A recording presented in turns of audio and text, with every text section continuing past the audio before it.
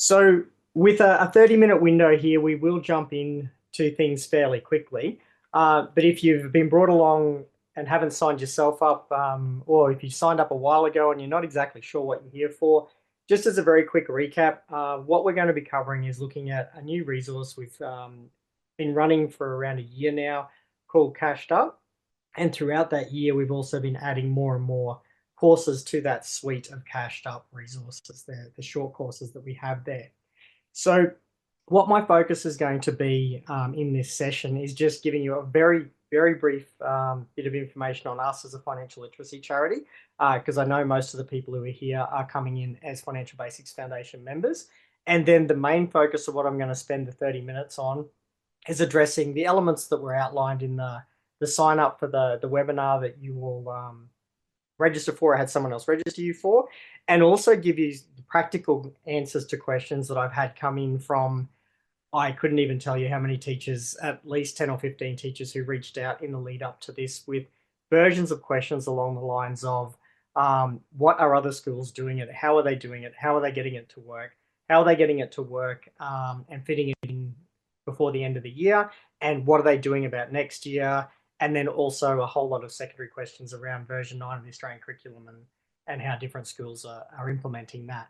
So in 30 minutes, I'm not going to be able to dig deep into all of those topics, but what I will do is answer the questions that I promised I would answer. I'll give you a look at the cashed up resources and give you a quick rundown on what's in them and how they might be able to benefit you. And I will spend as much time as I possibly can running you through how different teachers and schools have and continue to successfully implement these resources, especially being able to learn from what was done in the pilot. And then also now that we've been live for a year, what people have found that works, and then the pain points we've also addressed, because as some of you would no doubt be aware, when you bring a new product out, you always find when it goes live that there's all kinds of different use cases that hit that you didn't find in testing. So we have spent a lot of time and resources making the cashed up experience smooth since launch last October.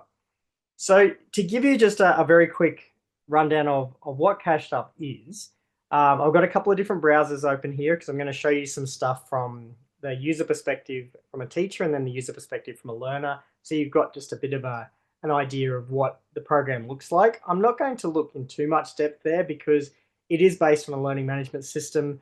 And although the different flavors of LMS do vary, if you've used one, you've pretty much used them all from a teaching and learning perspective. So in 30 minutes, I'm not going to be giving you a nitty gritty of here's how you open a task and here's how you mark it and here's how your tickets complete, because we have separate videos on our YouTube channel that cover all of those elements. So those are sitting there ready to go if you do want to dig into those more detailed breakdowns.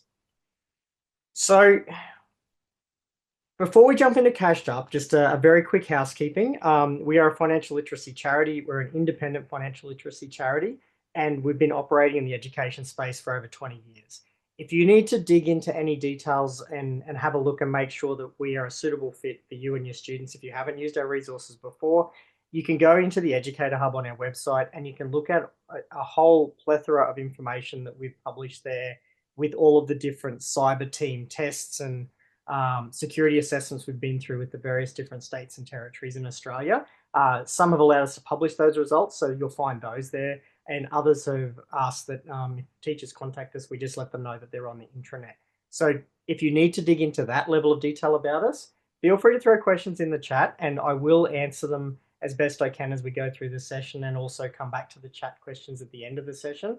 But just keep in mind that the focus of this session isn't around a deep dive into our privacy policies. Just in brief, we do operate in that education space. We do take teacher and student data privacy and protection as our highest set of importance, and we do everything in our power to keep that ship very, very stringent and tight, right down to managing all of our own data and databases in Australia to meet compliance guidelines. And we don't work with any sponsors who want to data mine us or our users. So you'll never receive anything from the sponsors that keep our resources free or us on their behalf. We maintain that independence so that we maintain that integrity in the education space. But you can find out a whole lot more about that side of us on our website. Into the fun bits, what we're looking to do today. So in the next 25 minutes, I'm hoping that by the time you either clock off this recording or clock off this webinar, you've got one or more of our resources that you've looked at and gone, oh, I can use that. I can see how I can use that in my next lesson, my next session before the end of the year. That's my aim for you by you being willing to come and spend the time here. Again, whether that's live or watching the recording. And there are quite a few people here live, so thank you for those who are able to slot this in around your very busy at this time of year timetables. So when you log into our website and you've created your free educator account, that gives you access to all of our resources. So you as a teacher actually have a cascading membership where you can go and dig in and see what we've got for parents, what we've got directly for young people. You can see all of that if you want to look into it, because we figured you might see something in here in the fact sheet that you want to teach with. So please feel free to have a look around. If you haven't done it already, check out what else is there. But in terms of Cashed Up, in the Educator Hub, you'll see all of the Cashed Up information is slotted down into this Cashed Up section, including a teacher guide and a learner guide, which I'll point out as a couple of little pain point relief that we've developed as we go through. So when you go in, and you can also see it in your member portal, but when you go into your, oops, that's not what I wanted to do. Apologies there, I was meant to click on course catalog. When you go in as a starting point for Cashed Up, the jump off to find out about the courses is the course catalog. And what's listed down in here is all of the 5 currently published courses. And I'm going to give you guys the first sneak peek anyone's going to get, including on the YouTube. You'll get to see it as well, but give you a little sneak peek of what we're working on as the 6th course that's going to be coming out for Cashed Up. But the 5 that are currently published are all listed down on here. There's very brief summary information on these little catalog cards. And then you can simply just hit learn more to find out more. If you read enough on here to go, yep, I want to go and get started with these, you can hit the get started button. But to dig into them a little bit, just to point you on your way and focus your attention on what's going to be the best fit for you, the way these courses are structured and constructed is we built each of them out of the version 9 of the Australian curriculum and also in consultation with the Australian National Financial Literacy Strategy. And by doing that, what we were able to pull from there is in a limited set of time in a micro-credential short course, which is what each of these are, what is something that realistically we can do to build the skills, knowledge, and capability of young people in various different year levels of high school. And from there, we went and built out a course that we felt in consultation over years the pilot ran through. We've been iterating Cashed Up for quite some time now to get it to the point where it really works. We basically then figured out what can we slot into a realistic time frame, a realistic silo that benefits, in this instance, the first course here, Level Up Your Money Plan.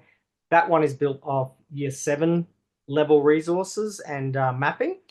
Then we go on to year 8, then year 9, then year 10, then into those higher year levels that I know those of you who've dabbled into it or looked into it deeply, that once we get past grade 10, it starts to get a little bit flexible with the Australian curriculum, but we thankfully have our own research to lean on, research of others, and also the National Financial Literacy Strategy and information that we could pull from ACARA as well to build out what is going into the 11 and 12 coursework.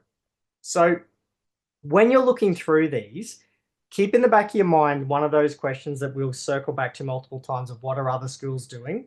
We found almost every school in the pilot phase of Cashed Up, and I can speak to this because we worked really intimately with our pilot schools. In the pilot phase of Cashed Up, most schools had a thought process in mind of what they thought they were going to do with the courses, and almost universally those schools ended up doing all 5 of these courses with their senior students, regardless of what year level they decided they were going to start doing Cashed Up with. And that was because they recognized as part of the pilot that they had this small window that they wanted to make sure their graduates had the ability to navigate the Australian financial landscape before they finished school. And then for the other students, they were spacing the courses out throughout their school and their year levels and their subject areas, and they broke them up as to where they were going to fit.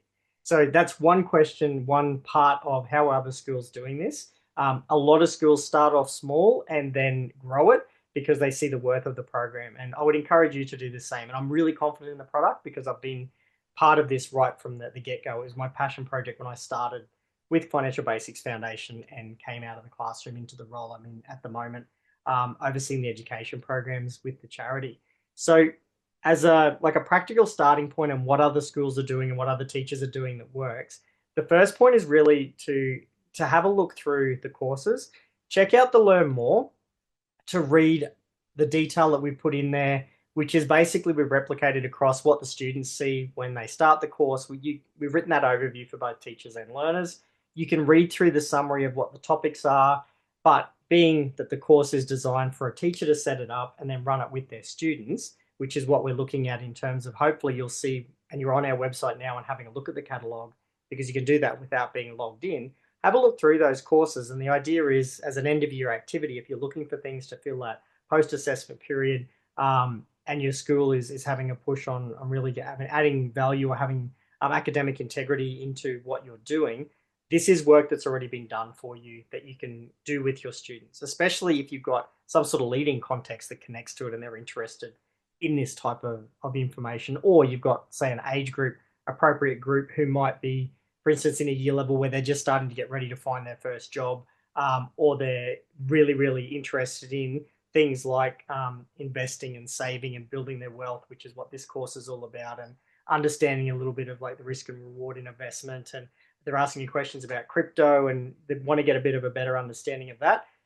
That's a course that you can look at with your students as well, and as well as all the others that you can kind of dig into and go, hey, what's in there? So we've built this Learn More. It's for teachers. It's in a teacher course catalog. Have a look through, see which one works for you. The courses run all year, so your students will have access as soon as you enroll them, which I'll show you the back end of before we wrap up. But you can read that info. You can look at what the learning outcomes are of the course. You have a educator support document for every course. You have curriculum mapping for every course. And we've spent a lot of time in doing those so that basically you can go through in terms of like the value of the coursework. These are the support resources. You might be a teacher who's out of area. You might be a head of department who's managing staff, or a whole year level, which I've done with various versions of FBF courses in my time as a Queensland head of department. And you will have teachers who are non-specialists in this area. And if you've been in that boat, you know exactly what it's like either to be that teacher in that non-specialist area and trying to just sink or swim and get through every lesson, or an admin person or a co-worker who's trying to help and support teachers through that process. We recognize that, and we're not looking to make teachers go and do extra PD to go and use our resources. What we've basically done as an underpinning philosophy of developing the courses is for each of the courses, if a teacher sets them up and then enrolls the students can largely follow the bouncing ball of the coursework, and the teachers can follow the suggestions that are in the support resources, and those students are going to get a good solid foundation out of the course. If you've then got specialist teachers or areas of expertise and they can really add value to it, then those students, I mean, lucky them, but those students will get extra value out of the teacher that's in front of the classroom. But at a base level, we are aiming to have that every student who actually gets that course through to completion has a base level of understanding, and they've built their confidence and their knowledge and their skills by doing the course. And we set the courses up so the kids can't just go next, and get the badge at the end of it. They do actually have to engage because it is a teaching and learning resource. It's a teacher-led resource. So we've got those there, and we explain how to do these little chats and quizzes and different things you can do using the course, and others you could do just in the classroom, or you can be doing them online if you're in a blended or hybrid or flipped classroom environment. There's a whole range of different suggestions there that the teacher can just follow to work their way through.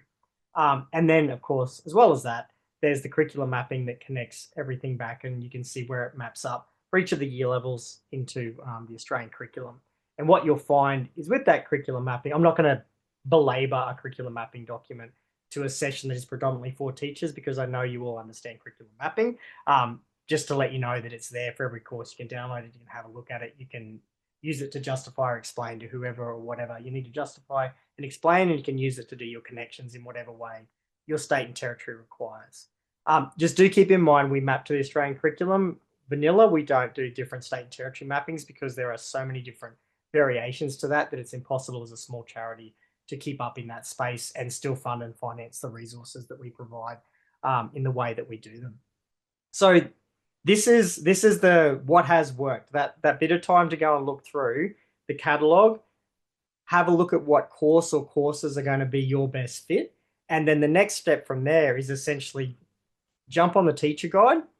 You can have a look at, just let me pause the introductory video, but you can go through the teacher guide, chapter by chapter with a video step by step of how to get your students set up, how to enroll your students in the course, and how to get them up and running with the cashed up coursework. Again, my focus on this is the actual implementation, kind of broad strokes, higher level stuff, as opposed to what we already have video resources for on here's how you enroll your class, here's how you set up a registration. We won't be digging into that deeply today. So on, if I can go back to the correct browser, as a very quick step one, you've looked at the courses, you've sussed out which ones you want. You whack your course details in here, you hit activate the course, and you'll then have in your, in your course portal, you'll have all of the courses that you create. So I had this question come up today just before the webinar on the phone with the teacher, who was asking whether if you set up your class in one course, does it stagger through for all of them? It doesn't. And that's because each of the courses operate on their own. We don't assume any prior knowledge, any prior understanding, or anything like that with the students or the teacher. You can go and pick and choose in any order that you like. We did find in pilot that the students get more out of it and they take more of this in when they're building on that year-on-year knowledge, which is what the curriculum intends as well. But we haven't taken that as an assumption, and we build each of the courses so that no one is left behind and no one's disadvantaged from a teaching and learning perspective from the way that they're set up. So have a look, choose which one or ones that you want. For each one that you do want, you go in here and activate your course. Once you've done that, you hit the teacher dashboard button. And from there, it will take you straight through, or it will ask you to sign in again with your FBF login details, just your teacher account, and you can then manage your class. You can add your students, or you can do a bulk enroll. They've got a bulk enroll template that you can utilize if you want to do a bulk upload of students. Different teachers prefer doing it different ways, but once you add the learners in, and this is me coming back to what's worked in other schools, once you add the learners in, they're going to get an email to tell them they've been enrolled in this course. And some students can find that a little bit confusing. It's the most frustrating bit of cashed up that the devs haven't been able to fix for me yet, because it'll give them a link that doesn't take them straight to a sign in. I'm being honest with you guys, it's a reality and it's a frustration that I'm working actively to try and get fixed. So to alleviate that pain point, because it's not one I can currently take away from for you, the fastest way to get around this is before you add any students into a course, just get them to come to our website and sign up for a student account. They can't do anything with that other than look around, learning about money stuff, which is a great thing for them to do anyway. But it means that when you actually add them into the course and they click on the link and they try and sign in, they'll have an account and they'll be able to sign into it. And when they sign into it, they'll be able to see the course or courses that they're enrolled in. So that is broken down more detail in the teacher guide in YouTube, but just as a pain point reduction, get your students to create a free young person account on our website before you go and add them into a cashed up course. And once they've done that once, they just log in. They don't have to do it multiple times. That login will persist, and then we can support you on the help desk if you have issues with passwords and logins, etc. But that's me telling you, like, second thing that is working well for other teachers and smoothing out the process for teaching and learning. So once you've done that there, you essentially keep coming back to it through the course portal. Well, that's the student. Sorry, I'm looking at the student one. I'm jumping around too many browsers at the moment. Let's try that again. So you get there via your course management portal. So with your teacher side of things, I just saw a great question about, is there an SSO option for Microsoft 365 accounts? As much as I would love to do that, every state and territory has a different requirement on that. And we have not been invited to provide or set up anything like that by any of the state and territory cyber teams. So unfortunately, we can't offer that. We just have to manage the single sign-on through our website. So it will mean creating an account on our website. But once they have that, they don't have to have a separate account for the LMS. They just have that one account. It would be wonderful if we could have that SSO and tie in with all the different states and territories for both states that use Microsoft and states that use Google. But unfortunately, we don't have that that invitation or ability to do so with the cyber teams. Right, there's someone in the cyber teams that wants to contact me. I'd love you to shoot them our way. So yeah, from there, you hit your teacher dashboard and you're away with what you do. you can see all your courses, you can manage them. You can see all of your past courses if you are wanting to look back on it down the track next year, for instance, and see what you did this year. And you can also see any courses potentially that are coming up as well. So you can do all of that. You can then facilitate it and you can manage those courses. And you can, from in there, you can also see all of this data rich environment where you can pull out information and charts and graphs, and you can see the progress that your students have made. These are all people who are involved with us, so I'm okay using their data and they've been part of our testing. But this is one of our little test accounts, but you can see their progress. You can see who's got a badge. You can see who hasn't. You can see, and you have control over awarding the badges. For instance, this is one of our FBF team who did a badge and deliberately missed one task that wasn't one of the critical end of course quizzes. They missed ticking a box about completing a survey, and so the course didn't automatically award Audrey her badge, but I was able to award it. And if I did that by accident, I can take it away as well. So there's a whole range of things like that that are available again in that teacher guide on YouTube. You can see all of those elements, and there's also a student YouTube guide as well. But from here, back to looking at some more of these kind of critical questions, in terms of what I'd like to spend the last 7 or 8 minutes working on is a bit more of that finer detail on what schools are doing that are working, and hopefully give you some other tips and advice that'll get you up and running with your class and your courses. So if I come back to my teacher account, and I just want to look at one other resource that very briefly, that most of the schools that we've got who have got the highest completion rate of their badges are taking this step if they've got time to do so. So we've got a game called Easy Money that most people who've heard of FBF have heard of, like Easy Money or the Easy Money Challenge, or if they're using the resources. If you haven't, it's this gamified resource that's a simulation in 26 weeks of someone who's 18, moved out of home and managing all their own finances. It's done in a walled garden, and it's created underneath. You'll log in as a teacher. You look really familiar. You create a class, you give the kids a link, they go and log in and play. But the bit I wanted to cover with it, and there's how-to guides, etc. with it. The way the simulation works, that schools that are really having a high success rate with their badge completions, what they're doing is they're spending a bit of time with Easy Money before they go into the cashed up courses. And the reason they're doing that is one of the most brilliant things Easy Money does, aside from being a gamified, curriculum map resource that's been updated for version 9 of the Australian curriculum, and it works for the curriculum really well, and the kids learn heaps without realizing it because they're playing a game. But what Easy Money does is it levels the playing field for kids in terms of financial context and financial conversations. So it takes away areas of disadvantage you might have where students might be in situations that I've worked in with, like generational unemployment and institutional distrust of financial institutions, so that there's not a lot of understanding that comes into the classroom when you're covering these topics from home. By doing a game like Easy Money, it gets them to work in a job. They can get the job and lose the job if they don't meet the employment conditions. They can manage savings accounts and investments. They can do all of the things that they'll be faced with in the real world, including scams. Excuse me. But what it means is that you can look at a payslip in that game, and you don't have to disadvantage a student who may never have seen a payslip before, or heard about superannuation, or seen a superannuation statement, or looked at like the percentage of superannuation that gets paid on top of the money that they're earning. So my suggestion to you is one of the biggest things that's working successfully for schools now 12 months into cashed up is the schools that are getting the best outcome with this are leading into it with Easy Money. They're getting the kids hooked on like the topics and assessing the interest of the students. And then they are going into the cashed up courses after they've done 2 or 3 lessons on Easy Money. They've got the kids to have a good role at the game. Then they move from the game into the courses, where the courses have a whole lot of deeper investigation and understanding that the students dig into, being, the difference between a gamified resource as opposed to one that's a micro-credential short course that really digs into the topics more deeply.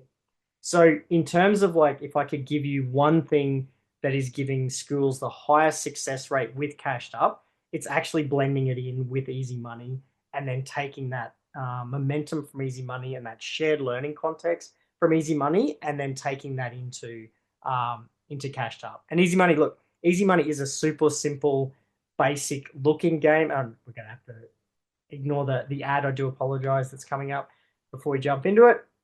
But the way the game looks is really simple and straightforward. So go to the game. There it is. So it's a really app-centric looking game. It doesn't have all the 3D animation bells and whistles on it, but it has really engaging gameplay mechanics that encourage students, basically guide them towards understanding good and bad financial decisions, and it leads them to that better understanding of the topics because it also has a replayability loop where they can play it up to 5 times each time that you give them a game link. And that then means that you have them playing the game, wanting to play the game, and then they can keep on looping through. And each time they play it, our data shows us that they make better decisions, they have a better net position, and they're implementing their understanding better.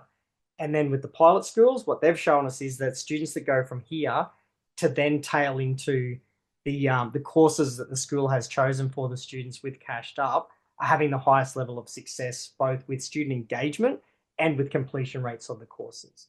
So that'd be my biggest tip for you to how to sort of blend it in as an end of year activity. And then if you're looking at it potentially as you've also got like half an eye on next year or whenever you might be looking to implement Australian Curriculum version 9 and how you might want to use some of these resources, I'd take that learning into there as well and see if you can, around your content and timing plannings, have a look at seeing if you can allow a little bit of time for easy money before you then go into your other financial topics. And even if that's not Cashed Up, I still recommend to schools, and that's how I used it because Cashed Up didn't exist before I came into this role. I would use easy money to lead into teaching those financial concepts and those financial basics because it works so well as that shared learning context and hook.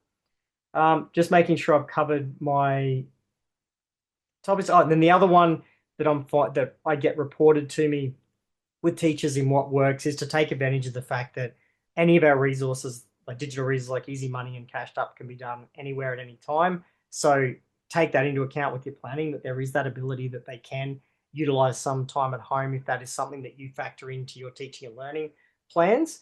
And the other one is that, and this is teacher words, but that if you're really looking for an actual successful outcome of students working their way through the course materials through to completing the badge, is just jamming it in there where it fits to fill up a couple of lessons. The resources will work for that, and it'll certainly let students spend a couple of hours working through the coursework. But what we're seeing is when that's the case, we often find that there's not necessarily a high completion rate, which means the students aren't working their way through all of those materials, getting that repetitive sort of spaced out nature of the teaching and learning flow, which means that they're not really maximizing their outcome.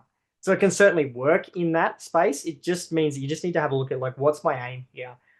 If it's like filling some time towards the end of the year, yeah, please have a look at Cashed Up, have a look at Easy Money and see which one of those might fit you best. But if you're looking at really aiming for kids to walk out with something substantial at the end of it and really have some of that learning reinforced, see if you can find a way of giving and allowing that time for it to breathe and for kids to work through the materials, to ask you the questions that you can have a look in the course support documents if needs be to help answer, and have a look at implementing it that way.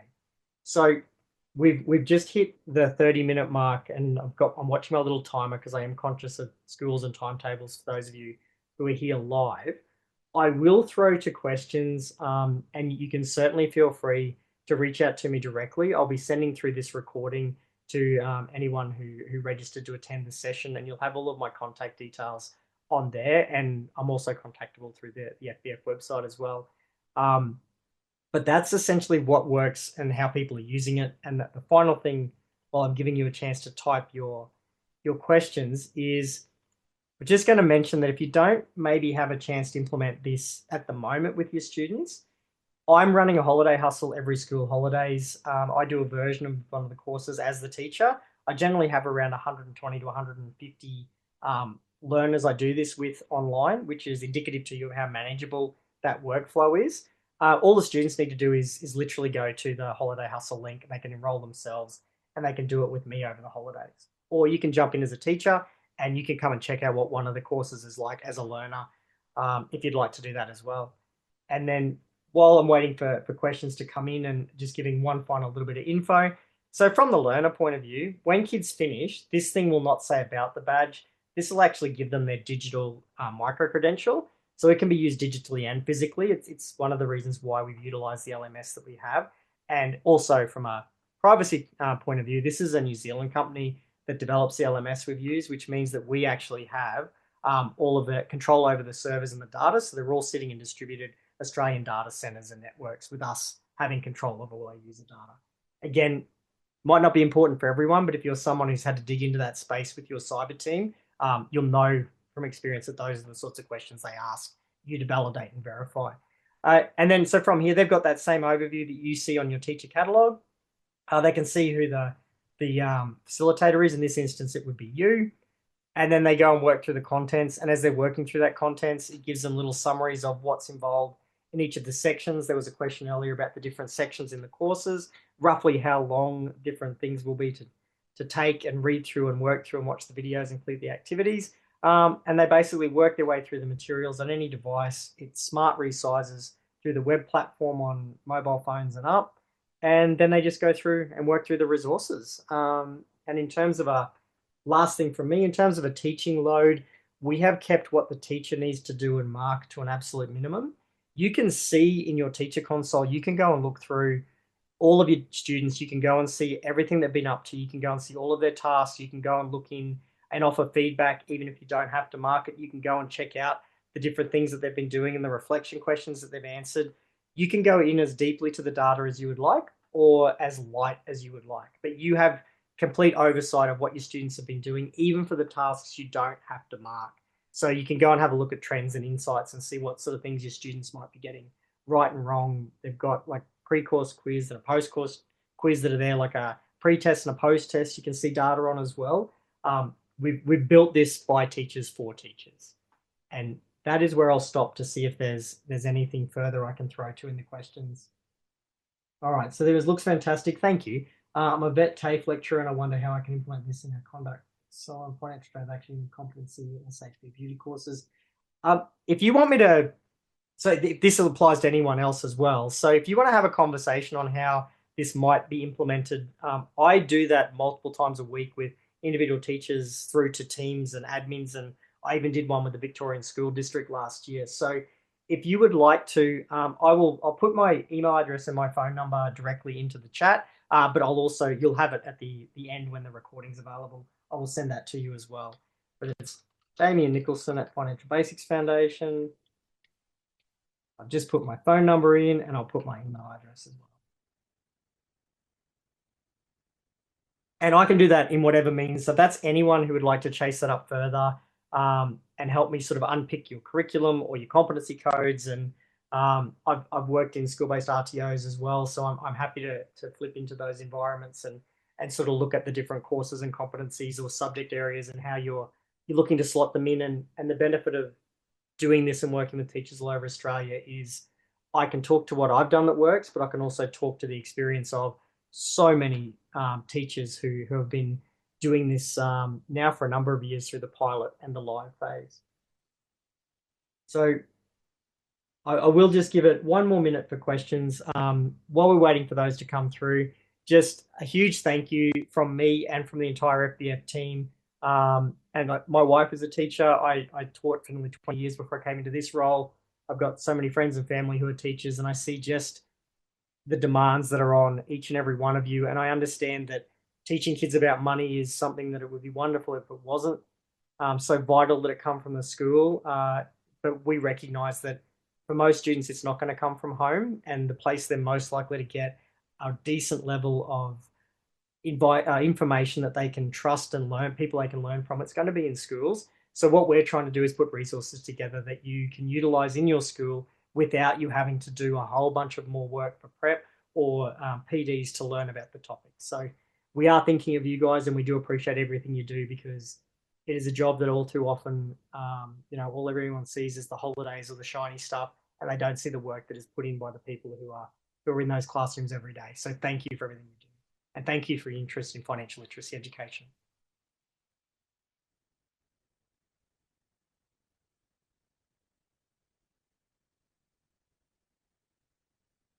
And with that, please direct me any questions you may not have had the chance to ask. My phone number and email address are there. And I look forward to catching up with all of you, hopefully in a follow-up to this or in the next webinar. Good luck, everyone. And when your holidays roll around, enjoy a very well-earned break.